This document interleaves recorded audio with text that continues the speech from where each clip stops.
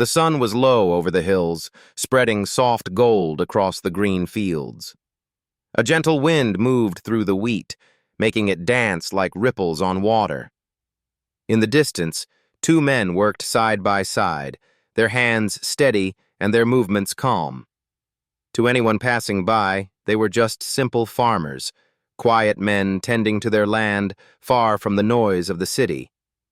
But these were not ordinary farmers. One was Keanu, a man with eyes that had seen too much of the world yet still carried kindness in their depths.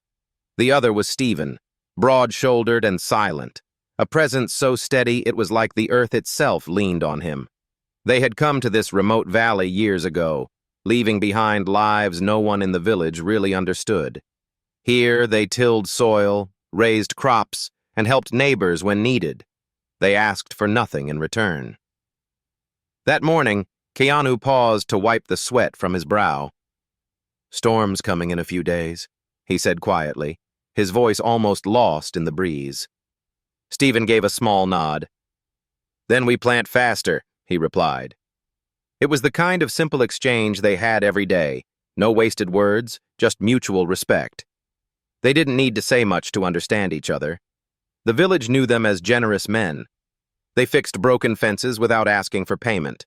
They shared their harvest with families in need. They were the first to arrive when a neighbor's barn caught fire last winter, pulling animals to safety before the flames could reach them. People trusted them. But trust was not the same as truly knowing someone, and no one here knew the full truth about their pasts. It was a week before the local festival when the first signs of trouble began. A group of strangers was seen at the old gas station on the edge of town. They didn't fit in. Their cars were black and loud, their clothes too sharp for this quiet place. They watched people more than they talked, and when they did speak, it was in low voices that made others uneasy. One afternoon, as Keanu walked back from the market with a sack of flour over his shoulder, he noticed them leaning against their cars, eyes following him. One of them, a tall man with a scar across his jaw, gave a slow grin. "Nice farm you got there," he said in a tone that was meant to sound friendly but didn't. Keanu didn't answer. He just kept walking, his pace even, but his mind already measuring the weight of their interest. That evening, Stephen was repairing a section of the fence when Keanu told him what had happened. Stephen listened without looking up, hammer in hand, tapping nails into wood. "They're not here for the view," he said finally. Keanu's jaw tightened. "No," he agreed.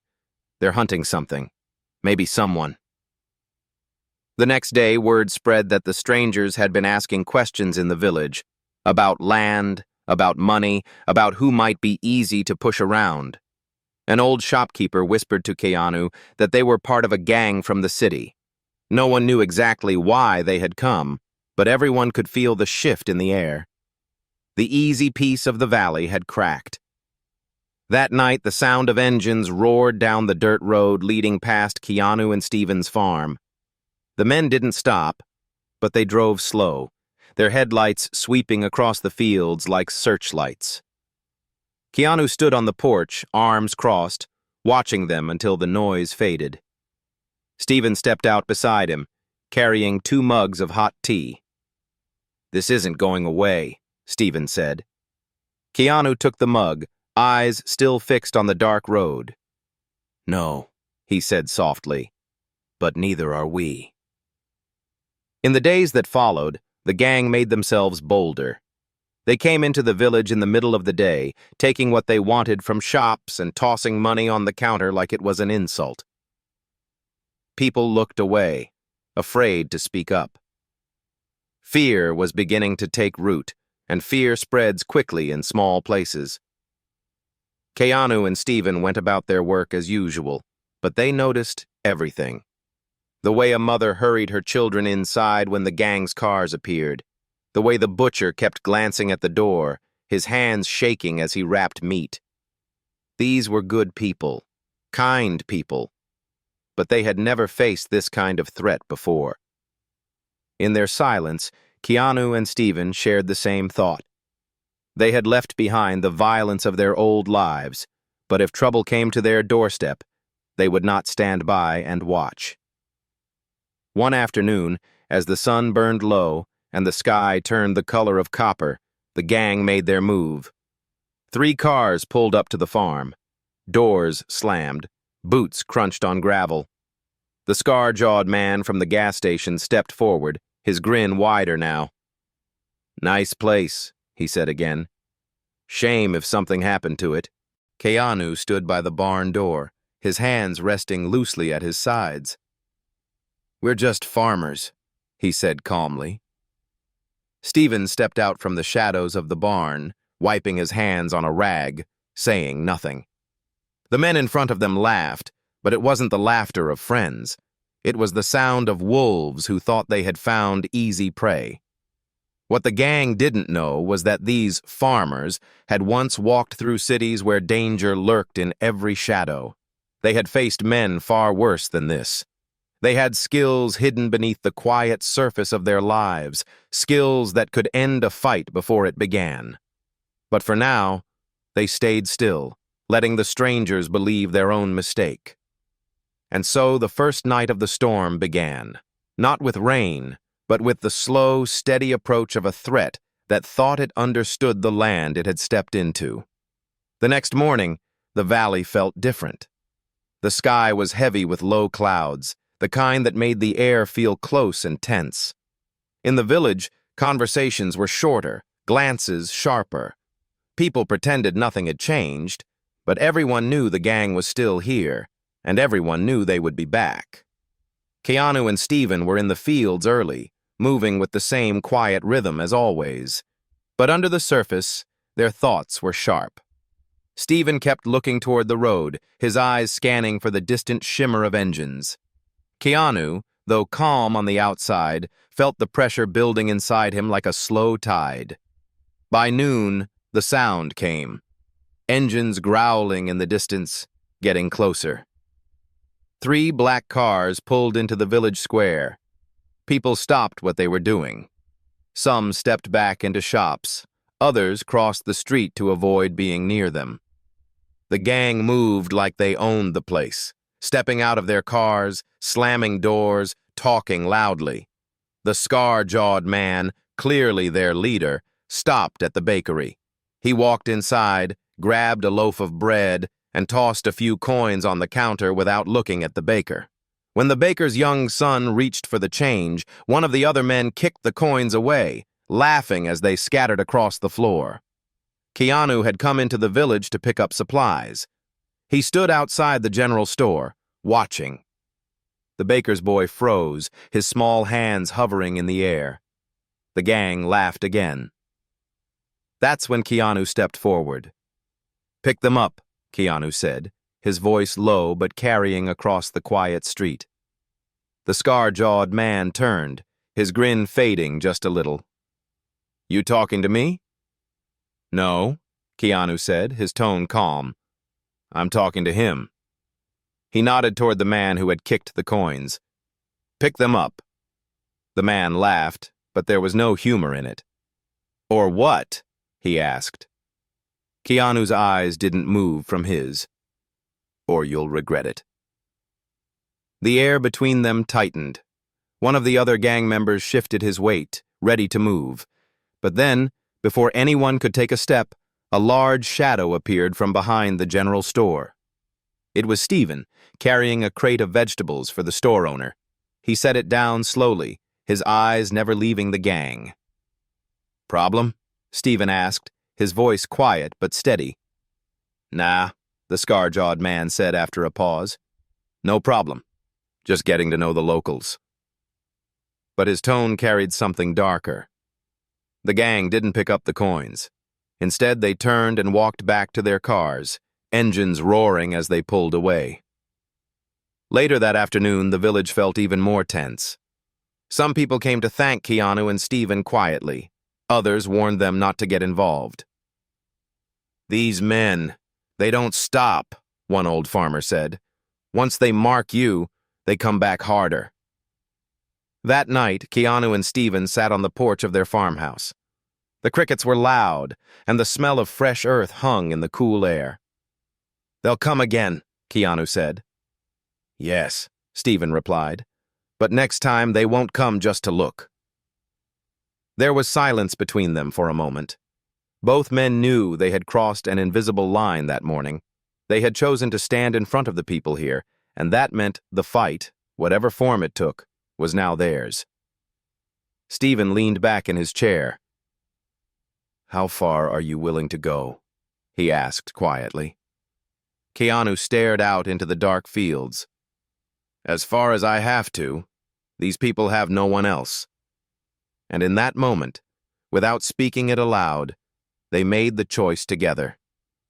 If the gang wanted this valley, they would have to go through them. And neither of them was going to make it easy. 3 days passed without a sign of the gang. The village began to breathe again, though the fear lingered like a shadow at the edge of the day. Keanu and Stephen didn't relax. They worked in the fields, fixed the roof on the chicken coop, and helped Mrs. Hanley carry water from the well. But every noise from the road made them look up. Every distant rumble of an engine made their hands pause mid-task. It was on the 4th night that trouble came. The moon was thin, hanging low over the valley. A mist curled across the fields, hiding the earth in a pale, shifting blanket. Keanu was inside, reading by the dim light of an old lamp. Stephen was in the barn, checking on the tools. The night felt too still, like the world was holding its breath. Then the sound came. Not the slow roll of one engine, but several. They didn't stop in the village this time. They came straight down the dirt road toward the farm. The headlights cut through the mist, slicing the darkness into sharp white lines.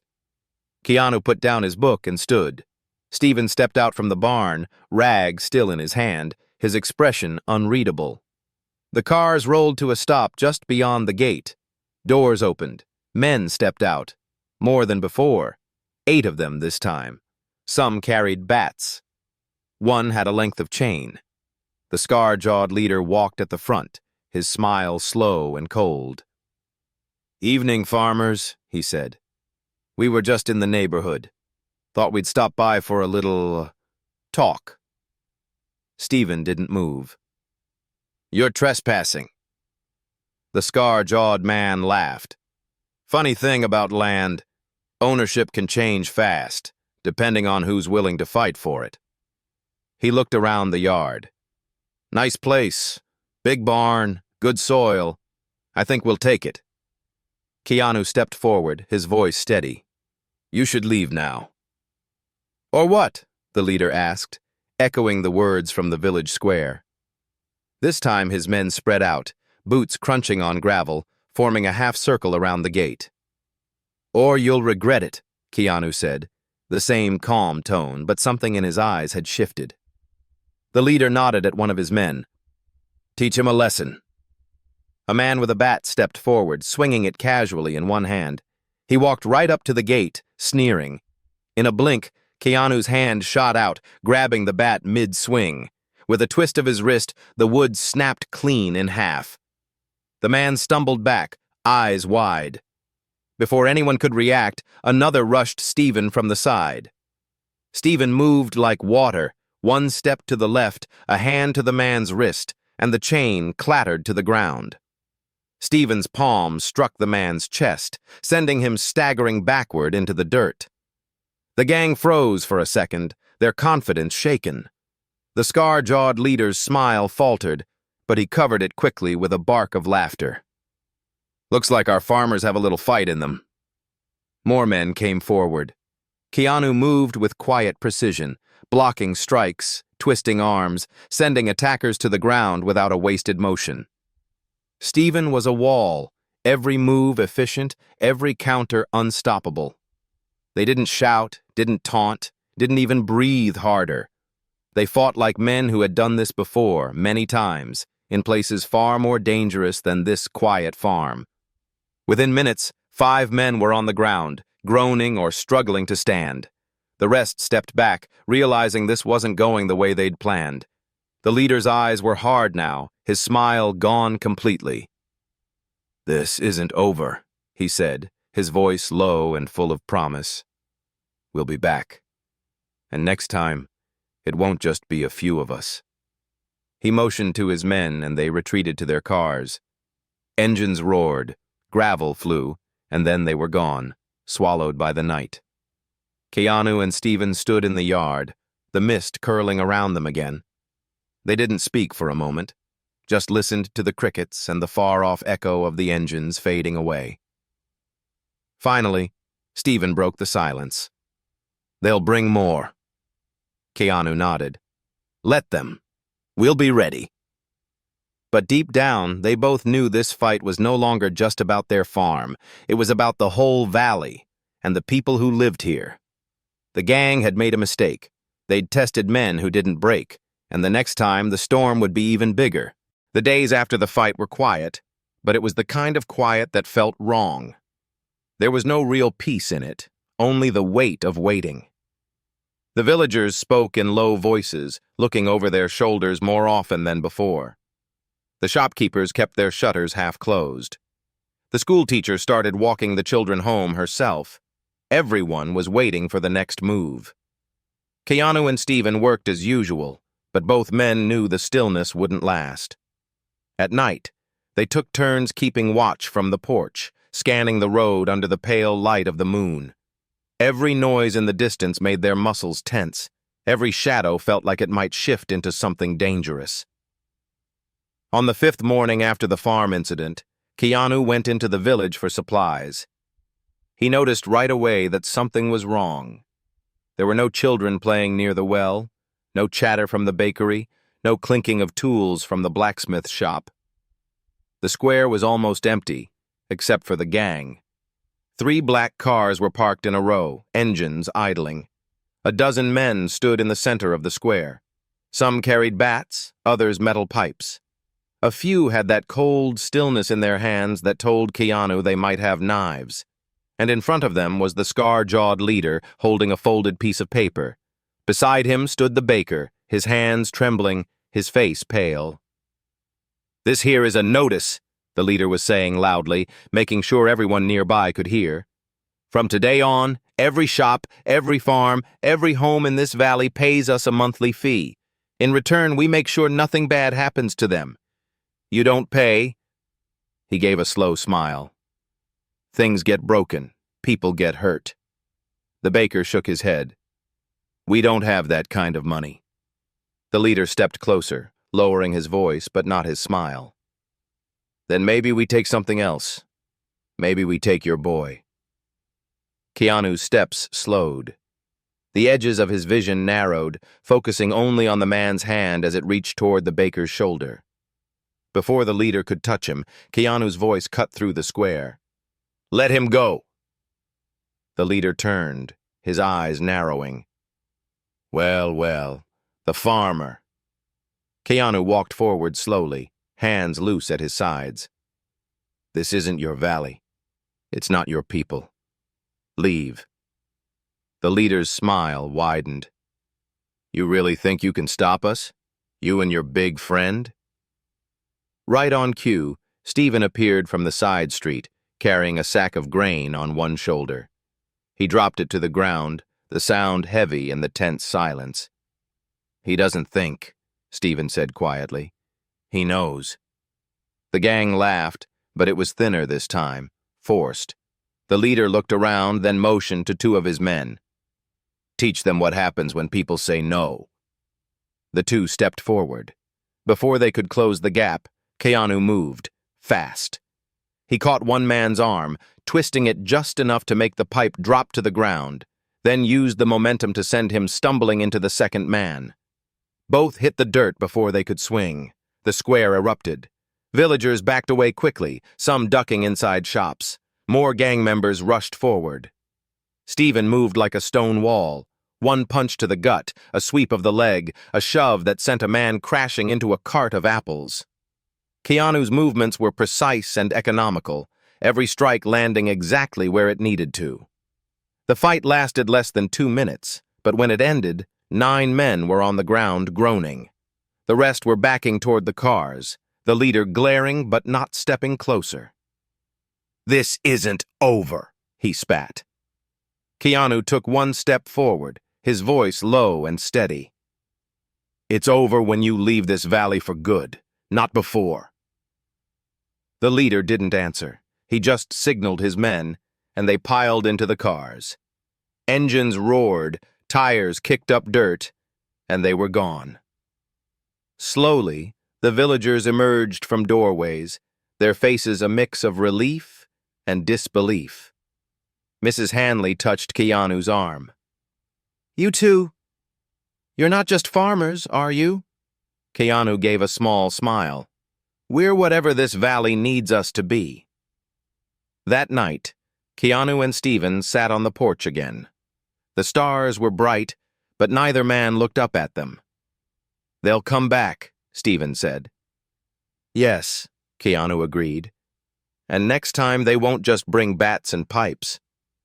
There was a pause, then Stephen's voice was quieter. "Maybe it's time they learn exactly who they're dealing with." Keanu's gaze stayed on the road, his jaw tightening. Maybe it is.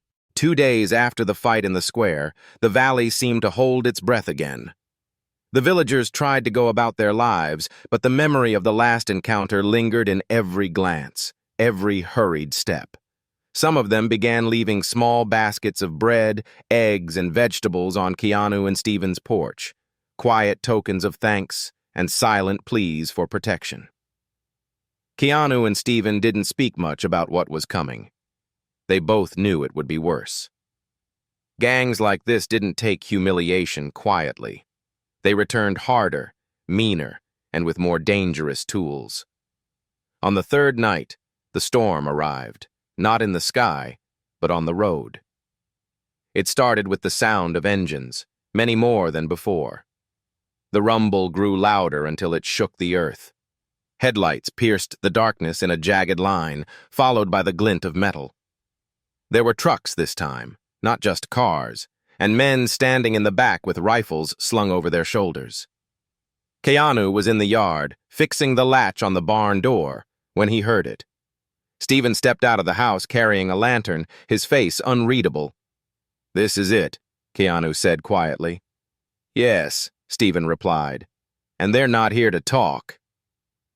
The first truck rolled into the yard, tires grinding the gravel. Behind it came 4 more vehicles, blocking the road in both directions. A dozen men jumped down, their boots thudding on the earth. Most carried bats or pipes, but a few had the glint of steel in their hands. One man near the back carried a shotgun. The scar-jawed leader climbed out of the front truck. His smile was slow and poisonous. "Well, farmers," he said, his voice carrying in the night air, "looks like you need a reminder of your place." Keanu stepped forward, his hands loose at his sides.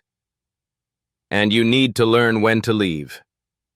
The leader laughed, but there was no humor in it. He lifted a hand, and 2 men stepped forward with cans of gasoline. "Thought we'd start with your barn," he said. "See how much fight you've got left when your animals are gone and your crops are ash." Stephen's eyes hardened, but he didn't move. "You light that barn," he said quietly, "and none of you will leave this valley standing." The leader sneered. Big talk from a man with dirt under his nails. Keanu didn't reply. Instead, he moved. 1 second he was standing still, the next he was between the men with the gasoline. A sharp strike to the first man's wrist sent the can clattering to the ground. His other hand grabbed the second man's collar, yanking him off balance before he could twist open the cap. Then the fight broke. Men rushed from every direction, swinging bats, pipes, and chains. Stephen waded into them like a force of nature. Every strike was precise, every movement economical. He blocked a swing from a bat with his forearm, twisted the weapon away, and used it to knock down 2 more attackers. Keanu moved like water, slipping between strikes, sending men crashing into each other. His hands were quick and controlled, his strikes ending fights in seconds. He caught the man with the shotgun before he could raise it, twisting the weapon out of his grip and tossing it into the dirt. The yard was chaos.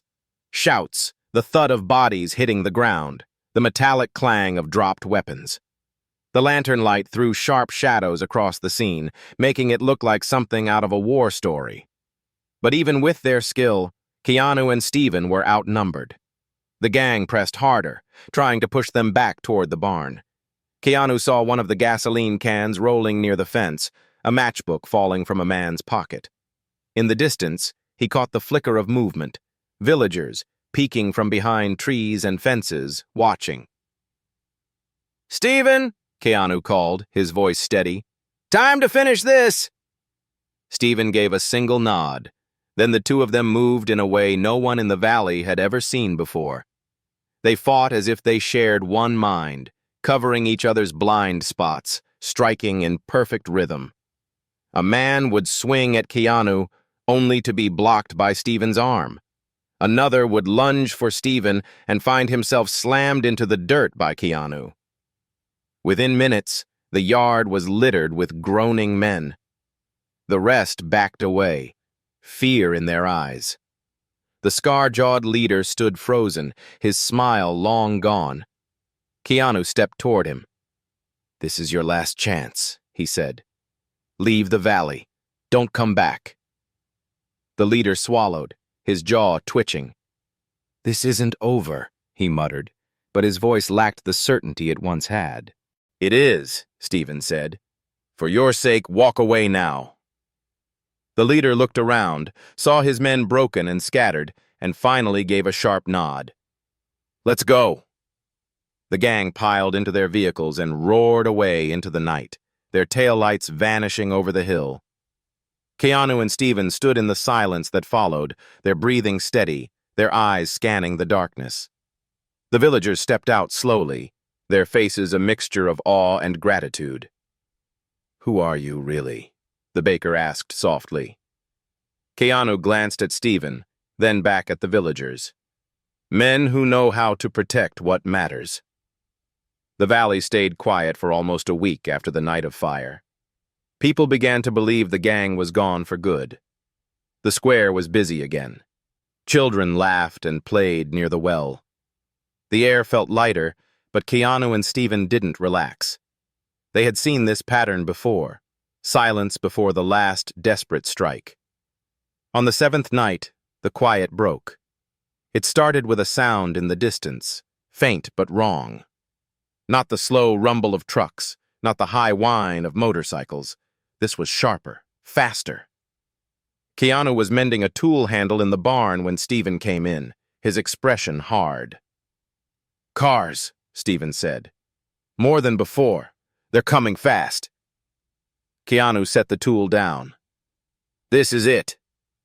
Minutes later, the sound filled the night. Headlights tore through the darkness, bouncing across the dirt road. The gang had returned, fewer men than before, but their faces were harder, their eyes colder. And this time, the scar-jawed leader wasn't smiling at all. He stepped out of the lead car, his hand resting on the grip of a pistol. The air went still. "You cost me men, money, and respect," he said. "I can't leave without fixing that." Steven stepped forward, his stance calm but unmovable. "You had your chance to walk away." "I'm not walking," the leader said, pulling the pistol free and pointing it at Steven. "You two think you're untouchable. Let's see." Before his finger could tighten, Keanu moved. The villagers who were watching from the shadows later said they didn't even see how it happened. One moment the gun was pointed, the next it was on the ground, and the leader's arm was twisted behind his back. The rest of the gang lunged forward, weapons in hand. Steven met them head-on. Keanu let the leader go just long enough to drop 3 men in quick, controlled strikes, then re-engaged, moving with precision that made the fight look like a rehearsed dance. But this time, the fight spilled into the village. The noise drew people out of their homes. Villagers shouted warnings, dragged children to safety, and a few brave souls picked up tools and joined in, pitchforks, broom handles, anything they could find. The gang wasn't ready for that. They had come expecting fear. Instead, they found a valley standing together. Keanu and Steven moved like anchors in the chaos, holding the line. Every time a gang member tried to break past, one of them was there. Every time the fight threatened to overwhelm the villagers, Keanu or Stephen pushed it back. Finally, the scar-jawed leader found himself alone, his men scattered and beaten. He looked around wildly, then backed toward his car. "If I ever see you again," Keanu said, his voice low but carrying, "it will be the last time you stand." The leader spat on the ground but didn't answer. He got into his car, slammed the door, and roared out of the valley. The rest of the surviving gang followed. The silence that followed was deep. The villagers gathered slowly, their faces showing a mix of relief, shock, and questions they'd never dared to ask. The baker stepped forward. "You've saved us twice now. Who are you, really?" Keanu looked at Stephen, and for the first time since they'd come to the valley, there was no hesitation in his answer. "We're men who've seen too much of the world," Keanu said. "We've done things we don't talk about. We came here to leave it behind. But when people we care about are threatened, we won't stand aside." Stephen's deep voice followed, steady and certain. "We don't care about titles or pasts. We care about this valley. You're our people now, and no one hurts our people." There was a long silence. Then the schoolteacher stepped forward and said softly, "Then you're not just farmers. You're our guardians." And that was how it stayed. The gang never returned. The valley thrived again, but now there was an unspoken understanding. If trouble ever came, two men at the edge of the fields would rise quietly from their work, stand shoulder to shoulder, and face it without fear. And every evening, as the sun dipped low and the wind moved through the wheat, Keanu and Stephen would sit on the porch with mugs of tea, watching the road. Not in worry, but in quiet readiness. Because they knew peace wasn't something you were given. It was something you protected.